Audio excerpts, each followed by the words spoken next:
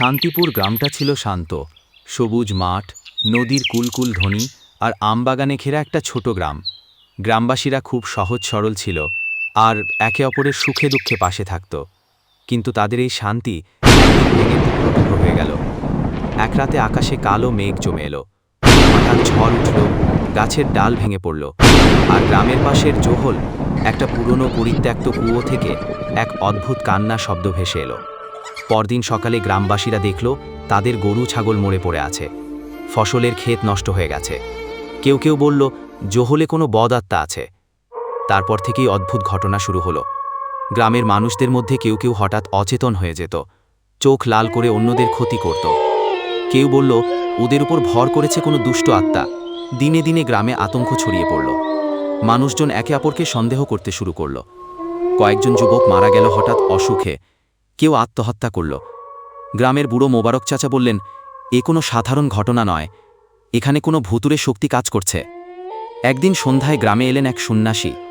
তার সাদা দাড়ি, শান্ত চোখ আর হাতে একটা কমণ্ডলু। তিনি নিজের নাম দিলেন স্বামী জ্ঞানানন্দ। গ্রামবাসী তাকে সব ঘটনা খুলে বলল।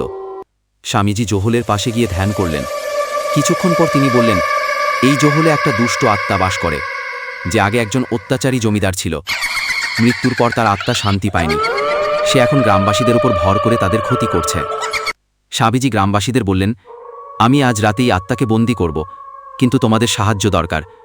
তিনি সবাইকে জোহলের চারপাশে মন্ত্রপুত জল ছিটাতে বললেন। রাত গভীর হলে স্বামীজি জোহলের সামনে বসে মন্ত্র জপতে শুরু করলেন। হঠাৎ বাতাসে ভয়ঙ্কর চিৎকার শোনা গেল। একটা কালো ধোঁয়ার মতো ছায়া জোহল থেকে বেরিয়ে আসল। স্বামীজি তার কমণ্ডল থেকে জল ছিটিয়ে দিলেন আর বললেন, তুমি আর এখানে থাকতে পারবে না, যাও, যেখানে শান্তি পাবে। দুষ্ট আত্মা চিৎকার করতে করতে এক আলোর ঝলকানির মধ্যে হারিয়ে গেল। জোহলের পানি পরিষ্কার হয়ে গেল, আকাশে আবার চাঁদ উঠল। পরদিন থেকে গ্রামে সব ঠিক হয়ে গেল। যাদের উপর ভর করেছিল তারা সুস্থ হয়ে উঠল। স্বামীজি বললেন, এই জোহল এখন থেকে শুভ শক্তির স্থান, এখানে কেউ মন্দ কাজ করবে না। গ্রামবাসী স্বামীজির পায়ে পড়ে গেল। তিনি তাদের আশীর্বাদ করে চলে গেলেন। শান্তিপুর আবারও শান্তি পেল।